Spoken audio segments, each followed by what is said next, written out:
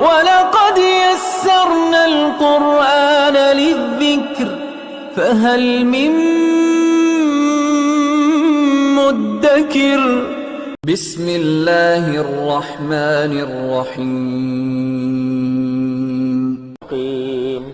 صراط الذین انعمت علیہم غیر المغضوب علیہم ولا الضالین۔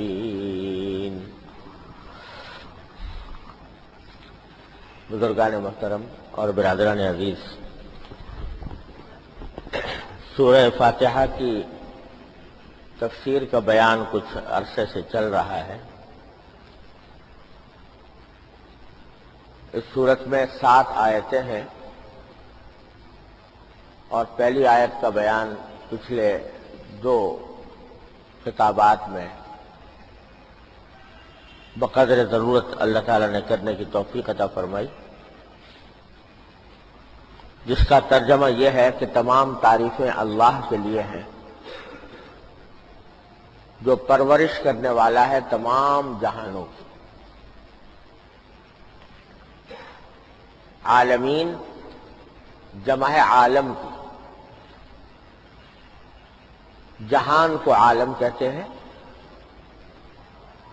اور جمع کا صیغہ استعمال کر کے اللہ تبارک و تعالی نے یہ بات واضح کی کہ اس کائنات میں بہت سے عالم پائے جاتے ہیں، بہت سے جہان ہیں۔ ایک جہان وہ ہے جو ہمیں آپ کو اپنی آنکھوں سے نظر آ رہا ہے، یہ دنیا،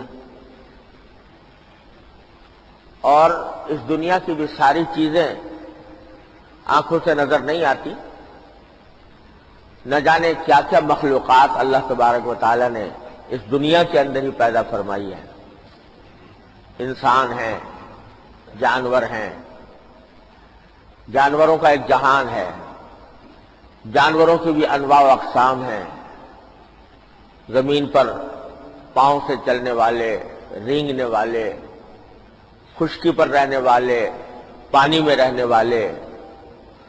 غرض اتنی زیادہ قسمیں ہیں ان مخلوقات کی جو اس دنیا میں پائی جاتی ہیں کہ جن کا شمار ممکن نہیں۔ ہمیں زمین کی ظاہری سطح پر جو چیزیں نظر آتی ہیں بس ہم انہی کو جہان سمجھتے، لیکن سمندر کے اندر، سمندر کے تہ میں کیا مخلوقات اور کیا جہان پوشیدہ ہے، اکثر انسانوں کو ان کا پتہ نہیں۔ مجھے 2 مرتبہ سمندر کی تہ میں جانے کا اتفاق ہوا، آپ دوست کے ذریعے۔ تو نیچے اترنے کے بعد یہ نظر آیا کہ یہ سمندر کے نیچے جو کائنات ہے وہ ہماری سمندر کے اوپر کی کائنات سے کہیں زیادہ بڑی اور وسیع ہے۔ سمندر کے اندر جنگلات ہیں، پہاڑ ہیں، جانوروں کی اتنی قسمیں ہیں کہ جن کا شمار ممکن نہیں، جن کی گنتی ممکن نہیں۔ عجیب رنگوں کے رنگ برنگ جانور اور پہاڑ اور جنگلات اور صحرا اور ریگستان۔ 1-1.5 گھنٹے اس میں رہنے کا اتفاق ہوا تو 1-1.5 گھنٹے کے اندر کائنات کا ایک عظیم جہان ہے جو اللہ تعالیٰ نے دکھایا۔ غرض انسان کی عقل احاطہ نہیں کر سکتی ان مخلوقات کا جو اللہ تبارک و تعالیٰ نے پیدا فرمائی، اور وہ سارے جہان اللہ تبارک و تعالیٰ ہی پرورش فرما رہے ہیں، وہی ان کی روزی کا انتظام کر رہے ہیں، وہی ان کو پیدا کر رہے ہیں، وہی ان کو پلا اور بڑھا رہے ہیں، اور ان کے ساری ضروریات کی تکمیل سمندر کی تہ کے اندر ہو رہی ہے۔ تو پروردگار ہے عالمین کا، ایک عالم کا نہیں، سارے۔ یہ تو ساری جو بات میں نے ذکر کی تو صرف دنیا ہے، اور دنیا کو اگر دیکھو پوری کائنات کے اندر تو ایک چھوٹا سا نقطہ بھی نہیں ہے دنیا تو بہت چھوٹا سا سیارہ ہے، اگر پوری کائنات کے لحاظ سے دیکھا جائے تو ایک نقطے کے برابر بھی نہیں ہے۔ کتنے سیارے ہیں جو ہر وقت گردش میں ہیں، اور بڑی سے بڑی دوربین نے، آج کے سائنسدانوں نے جو دوربینیں بڑی سے بڑی ایجاد کی ہیں، ان کا کہنا یہ ہے کہ لاکھوں نوری سال تک دیکھنے کے بعد، اس کے بعد بھی کائنات کی کوئی انتہا نہیں ہے۔ یہ نوری سال کی اصطلاح سائنسدانوں نے ایجاد کی اس وجہ سے کہ گنتی ختم ہو گئی، فاصلوں کی گنتی ختم ہو گئی۔ آپ اگر کہیں کہ لاکھ اور کروڑ اور ارب اور کھرب، لیکن کھرب کے بعد پھر ہمارے پاس کوئی گنتی کا راستہ نہیں، تو انہوں نے ایک نئی اصطلاح ایجاد کی کہ اگر روشنی کی ایک کرن سال بھر تک سفر کرے تو جتنا فاصلہ وہ سال بھر میں طے کرے گی وہ ایک نوری سال ہے۔ اس سے آپ اندازہ لگائیے کہ سورج زمین سے 1,86,00,000 میل دور ہے، اور وہاں سے جب سورج نکلتا ہے اس کی کرن ہم تک آتی ہے زمین پر تو 8 سیکنڈ میں پہنچتی ہے۔ تو 8 سیکنڈ میں 1,86,00,000 میل کا فاصلہ طے کرتی ہے ایک کرن۔ اب اگر وہ سال بھر تک فاصلہ طے کرتی رہے تو وہ ایک نوری سال کہلائے گا، اور کہتے ہیں لاکھوں نوری سال تک کائنات پھیلی ہوئی نظر آتی ہے، اس کے بعد انسان کا علم ختم ہو جاتا ہے، اس کی دوربین جواب دے جاتی ہے۔ کیا کائنات ہے جو اس نے پیدا فرمائی ہے، اور وہ سب کی تخلیق کر رہا ہے، سب کا نظام چلا رہا ہے، سب کی پرورش کر رہا ہے۔ رب العالمین، الحمدللہ رب العالمین، وہ رب ہے تمام عالموں کا۔ یہ تو اس کی ایک پہلی صفت بیان فرمائی۔ دوسری آیت میں فرمایا الرحمن الرحیم، وہ باری تعالی تمام عالموں کی پرورش تو کر ہی رہا ہے، اس کی خاص صفت یہ ہے کہ وہ سب پر رحم کرنے والا ہے، اور بہت رحم کرنے والا ہے۔ رحمان اور رحیم یہ دو الگ الگ لفظ استعمال کیے ہیں قرآن کریم نے، کیونکہ اردو میں کوئی اور ترجمہ ممکن نہیں ہے، تو عام طور سے ترجمہ یہ کیا جاتا ہے کہ جو بہت مہربان ہے، نہایت رحم والا ہے، بہت مہربان ہے، یہی ترجمہ کر دیتے ہیں۔ لیکن دونوں میں عربی زبان کے لحاظ سے دونوں کے معنی میں فرق ہے۔ رحمان اس ذات کو کہا جاتا ہے جس کی رحمت بہت وسیع ہو، بہت وسیع ہو، یعنی ہر ایک کے اوپر اس کو رحمان۔ اور رحیم اس کو کہتے ہیں جس کی رحمت بہت زیادہ ہو، مکمل ہو۔ دونوں میں فرق یہ ہے، یعنی ایک میں وسعت زیادہ ہے رحمان میں، اور رحیم میں گہرائی زیادہ ہے۔ انگریزی میں جسے کہا جاتا ہے ایک ایکسٹینسو اور ایک انٹینسو، تو رحمان ایکسٹینسو رحمت جو تمام کائنات کو شامل ہے، اور رحیم انٹینسو رحمت یعنی وہ جو مکمل رحمت ہے اور کامل رحمت ہے، بہت زیادہ رحمت ہے۔ یہ دونوں میں فرق ہے۔ تو کہا جاتا ہے کہ باری تعالیٰ کی صفت رحمان کا مظاہرہ ہوتا ہے دنیا میں،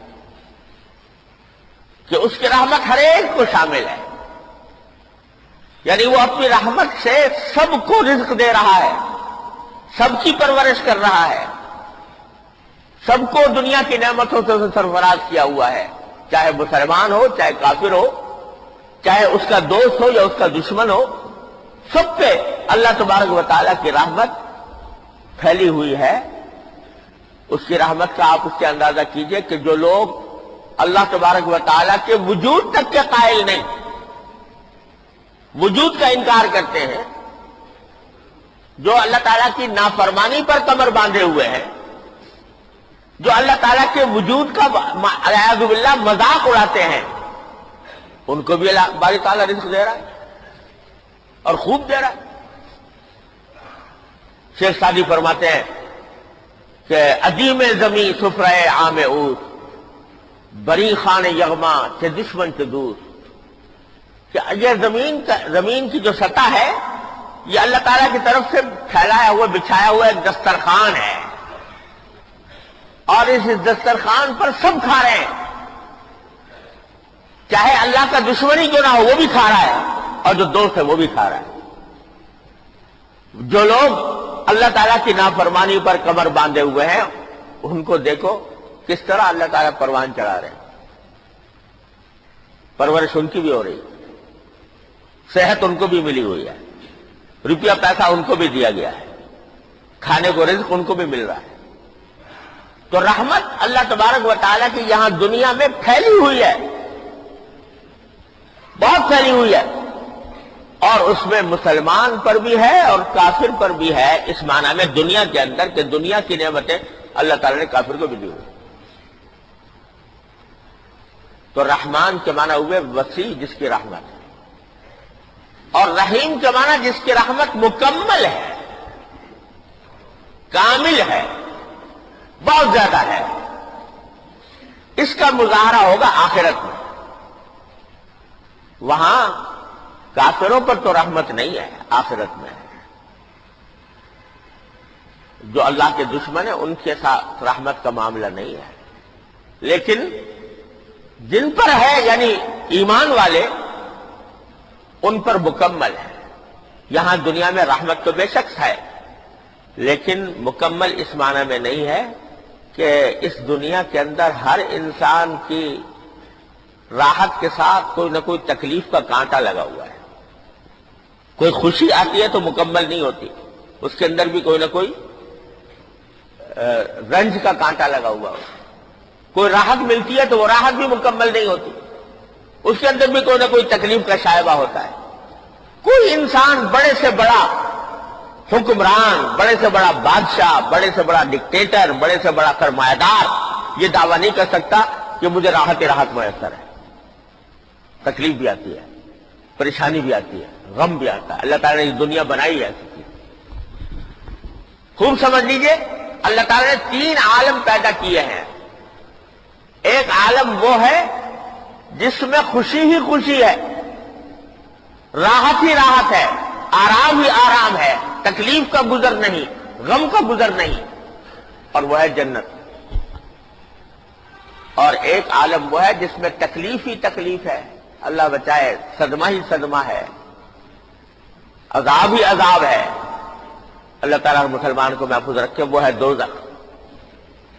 اور تیسرا عالم وہ ہے جس میں دونوں چیزیں ملی جلی ہیں، تکلیف بھی ہے، راحت بھی ہے، خوشی بھی ہے، غم بھی ہے، یہ دنیا ہے۔ تو دنیا کے اندر اگرچہ اللہ تعالیٰ کی رحمت تو بہت وسیع ہے، سب کو چھائی ہوئی ہے، لیکن مکمل نہیں اس معنی میں کہ کوئی نہ کوئی تکلیف کا کانٹا ہر ایک کے ساتھ لگا ہوا ہے۔ یہ اللہ تبارک و تعالیٰ کی سنت ہے، اس سے کوئی بھی فرد بشر اس سے مستثنا نہیں۔ بڑے سے بڑا دولت مند لے لو جس کے پاس دنیا کی آسائش کے سارے سامان مہیا ہیں، اس سے پوچھو کہ کیا راحت کے علاوہ کبھی کوئی تکلیف بھی پہنچی کہ نہیں پہنچی؟ وہ بھی پتہ نہیں کتنے دکھڑے روئے گا کہ فلاں تکلیف ہے، فلاں پریشانی ہے۔ تو نہ راحت مکمل ہے نہ تکلیف مکمل ہے یہاں۔ تو چونکہ یہ دنیا ہے اور اس میں تکلیفیں بھی آتی ہیں، اس میں غم اور صدمے بھی آتے ہیں، اس واسطے یہاں اللہ تبارک و تعالیٰ کی رحمت وسیع تو ہے لیکن مکمل نہیں ہے۔ مکمل وہاں ہوگی جہاں اللہ تبارک و تعالیٰ کی طرف سے یہ پیغام ملے گا جنت میں جانے والوں کو کہ آج کے بعد تمہارے اوپر نہ کوئی خوف ہوگا نہ کوئی صدمہ ہوگا، لا خوف علیکم ولا انتم تحزنون، کہ آج کے بعد نہ تمہیں کوئی اندیشہ اور نہ کوئی غم۔ دیکھو دنیا میں اگر فرض کرو آپ بیٹھے ہو، ایک بہت لذیذ کھانا آپ کے سامنے ہے، بھوک بھی لگی ہوئی ہے، اور کھانا کھا رہے ہو، آپ لذت لے رہے ہو، لیکن ساتھ ساتھ دل میں ایک خدشہ ضرور لگا رہے گا کہ اگر زیادہ کھا لیا کہیں بدہضمی نہ ہو جائے، پیٹ خراب نہ ہو جائے. یہ دھڑکا ضرور لگا ہوا ہے، اور اسی وجہ سے ایک حد پہ جا کے دل بھر جائے گا، نہیں کھایا جائے گا. اگر اور کھاؤ گے پیٹ خراب ہو جائے گا. یہ دھڑکا لگا ہوا. لیکن جنت میں اللہ تبارک و تعالیٰ کی جو نعمتیں ہوں گی ان میں کوئی دھڑکا نہیں، نہ بدہضمی کا اندیشہ، نہ پیٹ خراب ہونے کا اندیشہ، نہ بیمار پڑ جانے کا اندیشہ، نہ موت کا اندیشہ. لہذا وہاں جو راحت ہے وہ راحت مکمل ہے، اس کے اندر کوئی تکلیف کا شائبہ نہیں، اس کے اندر کوئی رنج اور صدمے کا شائبہ نہیں. اللہ تعالیٰ آپ کے فضل و کرم سے ہم سب کو عطا فرمائے.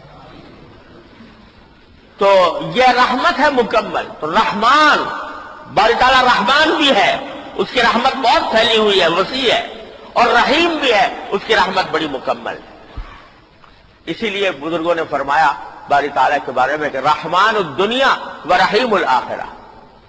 دنیا میں وہ رحمان ہے اور آخرت میں رحیم ہے، اس کی رحمت مکمل ہے. یہ صفاتیں دو بیان فرمائی اللہ تبارک و تعالیٰ نے. سب سے پہلی سورت میں، سورہ فاتحہ میں، الحمدللہ رب العالمین الرحمن الرحیم، اشارہ اس بات کی طرف فرما دیا کہ باری تعالیٰ کی اصل صفت وہ رحمت والی صفت ہے. اصل صفت باری تعالیٰ کی رحمت والی ہے. اور ایک حدیث قدسی میں رسول کریم صلی اللہ علیہ وسلم اللہ تبارک و تعالیٰ کا یہ ارشاد بھی نقل فرمایا کہ سبقت رحمتی علی غضبی، کہ میری رحمت میرے غصے پر غالب ہے، یعنی رحمت زیادہ ہے. تو اصل صفت اللہ تبارک و تعالیٰ کی یہ ہے کہ وہ اپنے بندوں پر رحمت کرنے والا ہے. ہاں، بندے اگر نافرمانی کی روش اختیار کر لیں، بندے بندہ بننے سے انکار کر دیں، بندے اللہ کی رحمت قبول کرنے سے انکار کر دیں، تو پھر باری تعالیٰ مجبوراً ان کو سزا بھی دیتے. دیکھو کیسے پیار سے فرمایا اللہ تبارک و تعالیٰ نے قرآن کریم میں کہ ما یفعل اللہ بعذابکم ان شکرتم وآمنتم. بڑا اللہ تمہیں عذاب دے کے کیا کرے گا اگر تم شکر گزار بنو اور ایمان لاؤ، تو اللہ تمہیں عذاب دے کے کیا کرے گا؟ اللہ تعالیٰ کو مزہ آتا ہے تمہیں عذاب دینے میں. یہ اللہ تعالیٰ کتنے پیار سے فرمائے، کیا کرے گا اللہ تعالیٰ تمہیں عذاب دے کے اگر تم شکر کرو اور ایمان لاؤ. تو یہ بتلانا یہ منظور ہے کہ ہماری اصل صفت رحمت ہے اپنے بندوں کے اوپر، اور ہم باری تعالیٰ کی رحمت بہانے ڈھونڈتی ہے اپنے بندوں کو نوازنے کے. غضب اسی وقت آتا ہے باری تعالیٰ کا، اللہ تعالیٰ محفوظ رکھے، غضب اسی وقت آتا ہے جب بندہ بننے سے انکار کر دے، جب اللہ تبارک و تعالیٰ کا نافرمان بن جائے، نافرمانی کی روش اختیار کر لے. باری تعالیٰ تو یہ کہتے ہیں کہ خدا کے بندو، اگر تم سے غلطیاں بھی ہو گئی ہیں، گناہ بھی ہو گئے ہیں، تو آ جاؤ ہمارے پاس، نادم ہو کر آ جاؤ، شرمسار ہو کر آ جاؤ اور توبہ کر لو، مغفرت مانگ لو، تو تمہارے گناہوں کو بھی معاف کر دوں گا. ان اللہ یغفر الذنوب یا عبادی الذین اسرفوا علی انفسہم لا تقنطوا من رحمت اللہ ان اللہ یغفر الذنوب جميعا. کیسے پیار سے فرما رہے ہیں، یا عبادی الذین اسرفوا، اے میرے وہ بندو جنہوں نے اپنی جانوں پر ظلم کیا ہے. جانوں پر ظلم کیا ہے گناہ کر کے، جنہوں نے اپنی جانوں پر ظلم کیا ہے، لا تقنطوا من رحمت اللہ، اللہ کی رحمت سے نا امید نہ ہو. ان اللہ یغفر الذنوب جميعا، یقین رکھو کہ اللہ تبارک و تعالیٰ سارے گناہوں کو معاف کر سکتا ہے. لیکن آؤ تو صحیح ہمارے پاس، ایک مرتبہ بندے بن کر آؤ تو صحیح، توبہ تو کرو، ندامت کا کچھ اظہار تو کرو کہ یا اللہ غلطی ہو گئی معاف کر دیجئے. تو یہ ہم تمہارے لیے تمہارے گناہ بھی معاف کرنے کو تیار ہیں، تمہاری خطائیں بھی معاف کرنے کو تیار ہیں. ہماری رحمت تو اتنی بڑی ہے. 70 سال انسان نے گناہوں میں گزارے ہوں، کوئی نیکی کا کام نہیں کیا ہو، لیکن اس کے بعد ہوش آ جائے اور اللہ تبارک و تعالیٰ کے حضور حاضر ہو کر کہہ دے کہ استغفر اللہ ربی من کل ذنب واتوب الیہ، سچے دل سے توبہ کر لے اور پھر آئندہ اپنی اصلاح کا عزم کر لے، تو اللہ تعالیٰ فرماتے ہیں 70 سال کے گناہ بھی معاف تمہارے، سب معاف۔ اللہ الذین اذا فعلوا فاحشۃ او ظلموا انفسهم ذکروا اللہ فاستغفروا لذنوبهم ومن یغفر الذنوب الا اللہ ولم یصروا علی ما فعلوا وهم یعلمون۔ فرمایا کہ یہ وہ لوگ ہیں کہ اگر ان سے کوئی بے حیائی کا کام سرزد ہو گیا یا انہوں نے اپنی جانوں پر کوئی ظلم کر لیا، کوئی گناہ کر کے، پھر بعد میں اللہ کو یاد کر لیا، ذکر اللہ کو یاد کر لیا اور اپنے گناہوں سے معافی مانگ لی، اور 20ویں بار تعالیٰ فرماتے ہیں اور اللہ کے سوا ہے کون جو تمہارے گناہوں کو معاف کرے، ومن یغفر الذنوب الا اللہ، لیکن ولم یصروا علی ما فعلوا، ہاں شرط یہ ہے کہ جو کچھ کر گزرے ہیں اس کے اوپر اصرار نہ کریں کہ ہم نے ٹھیک کیا، جانتے بوجھ سے اصرار نہ کریں اس کے اوپر، بلکہ نادم ہو کر شرمسار ہو کر ہماری بارگاہ میں آ جائیں، سب معاف کر دیں گے تمہارے۔ دیکھو کتنے پیار سے باری تعالیٰ بلا رہے ہیں قرآن کریم میں جگہ جگہ، یہ بتانے کے لیے کہ میری اصل صفت تو رحمت کی صفت ہے جو غالب ہے میرے غضب کے اوپر، لہذا نا امید نہ ہو، اور جب بھی ہوش آ جائے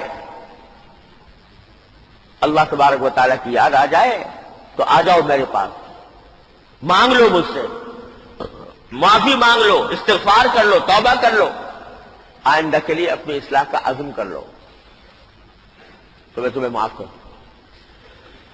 تو سورہ فاتحہ میں جو سارے قرآن کا مقدمہ سمجھیے، بلکہ خلاصہ سمجھیے، اللہ تعالیٰ نے پہلی آیت کے بعد پہلا لفظ جو استعمال کیا ہے وہ اپنی رحمت کی صفت کا کیا ہے، اور اگر دیکھو تو پورے سورہ فاتحہ میں اللہ تعالیٰ نے اپنی ایک صفت تو رب العالمین بیان فرمائی، ایک رحمان، ایک رحیم، آگے مالک یوم الدین، لیکن کہیں کوئی غصے والی صفت نہیں بیان کی سورہ فاتحہ میں، غضب والی نہیں بیان کی، اس واسطے کہ غضب تو ایک ایسی صفت ہے کہ جو بدرجہ مجبوری جس کا مظاہرہ فرماتے ہیں باری تعالیٰ، ورنہ اصل صفت باری تعالیٰ کی رحمت کی صفت ہے۔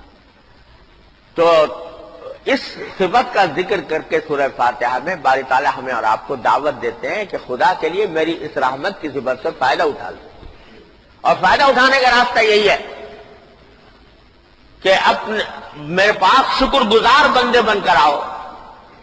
اگر غلطی بھی ہو گئی، تمہیں جانتے ہیں کہ تم انسان ہو، بشر ہو، غلطیوں کا پتلا ہو، غلطیاں تم سے ہوں گی، یہ بھی ہم جانتے ہیں، لیکن اس غلطی کا تریاق ہم نے تمہیں عطا کر رکھا ہے کہ جب کبھی غلطی ہو جائے تو اس پر سینہ تان کر سینہ زوری نہ کرو، اس پر اصرار نہ کرو، اس کو صحیح ثابت کرنے کی کوشش نہ کرو، بلکہ اس پر نادم ہو کر میری بارگاہ میں آ جاؤ کہ یا اللہ غلطی ہو گئی، مجھے معاف فرما دے۔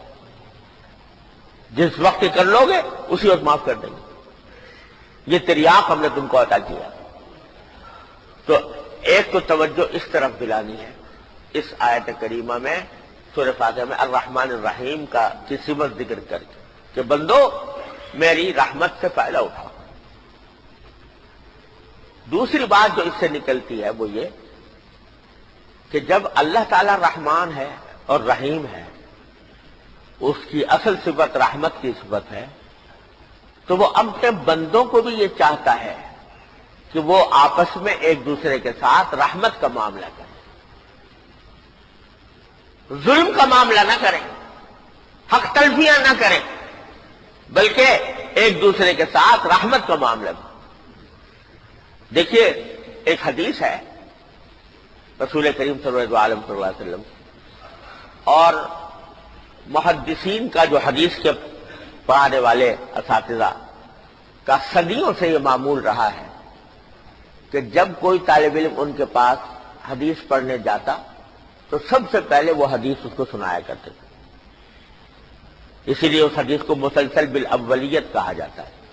اس میں تسلسل یہ قائم ہے کہ جب بھی کوئی شاگرد اپنے استاد کے پاس حدیث پڑھنے گیا سب سے پہلے نیچے پڑھنا چاہیے. وہ کیا حدیث ہے؟ حضرت عبداللہ بن عمر رضی اللہ تعالیٰ عنہ روایت فرماتے ہیں کہ رسول کریم صلی اللہ علیہ وسلم نے فرمایا کہ الراحمون یرحمهم الرحمن تبارک و تعالی ارحموا من فی الارض یرحمکم من فی السماء.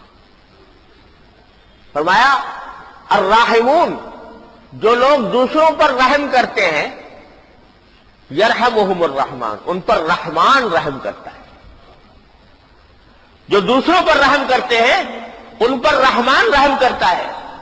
اور فرمایا ارحموا من فی الارض، زمین والوں پر رحم کرو، آسمان والا تم پر رحم کرے گا. ارحموا من فی الارض یرحمکم من فی السماء، زمین والوں پر رحم کرو، آسمان والا تم پر رحم کرے گا. تو سبق یہ دیا جا رہا ہے کہ جب ہم رحمان ہیں، ہم رحیم ہیں، تمہارے ساتھ رحمت کا معاملہ کرتے ہیں قدم قدم پر، تمہارا سارا وجود سر سے لے کر پاؤں تک ہماری رحمت کا مظہر ہے، تو پھر ہماری دوسری مخلوق کے ساتھ بھی تو رحم کا برتاؤ کرو. ہماری دوسری مخلوق کے ساتھ بھی تو پیار اور محبت کا معاملہ کرو، ظلم کا، سنگ دلی کا معاملہ نہ کرو، رحم کا برتاؤ کرو. اور اللہ تبارک و تعالیٰ کو یہ رحم، اپنی مخلوق کے اوپر رحم کرنا اتنا پسند ہے کہ کئی واقعات حدیث میں ایسے آتے ہیں کہ اللہ تعالیٰ نے صرف اس بنا پر مغفرت فرما دی کسی انسان کی کہ اس نے اللہ کی کسی مخلوق پر رحم کھایا. تو بھائی سورہ فاتحہ میں اللہ تبارک و تعالیٰ نے اپنی جو صفت بیان فرمائی رب العالمین کے بعد، وہ الرحمن الرحیم کی صفت بیان فرما کر یہ تین باتیں ہمارے لیے سبق کی نکلتی ہیں. ایک یہ کہ اللہ تبارک و تعالیٰ کی اصل صفت رحمت کی ہے جو غالب ہے اس کے غضب پر. دوسرے یہ کہ بندوں کو یہ پیغام دیا جا رہا ہے کہ جب ہم رحمان الرحیم ہیں تو ہماری رحمت سے فائدہ اٹھاؤ اور اپنی غلطیوں گناہوں سے توبہ کر لو، استغفار کر لو، معافی مانگ لو، اپنے آپ کی آئندہ اصلاح کرنے کا عزم کر لو. پھر غلطی ہو جائے نادانی میں تو پھر آ جاؤ، پھر توبہ کر لو، پھر ہو جائے پھر توبہ کر لو. باغا باغا ہرن چہستی باغا، گر کافر و گبر و بت پرستی باغا، این درگاہ ماں درگاہ نومیدی نیس، صد بار اگر توبہ شکستی باغا. کہ آ جاؤ واپس، ہماری یہ درگاہ نا امیدی کی درگاہ نہیں ہے. 100 مرتبہ بھی توبہ توڑ چکے ہو، پھر آ جاؤ ہمارے پاس، پھر بھی ہم تمہاری توبہ قبول کرنے کو تیار. اور تیسرا پیغام یہ ہے کہ جب اللہ تعالیٰ بندوں پر رحم کرنے والے ہیں تو اے میرے بندو، تم بھی اپنے ساتھیوں پر، ہماری دوسری مخلوقات کے اوپر رحم کر کے دکھاؤ. جتنا رحم کرو گے اتنا ہی رحمان تم پر رحم کرے گا. اللہ تبارک و تعالیٰ اپنے فضل و کرم سے ان تمام باتوں پر ہمیں عمل کی توفیق عطا فرمائے. وآخر دعوانا الحمدللہ. اللهم صل على محمد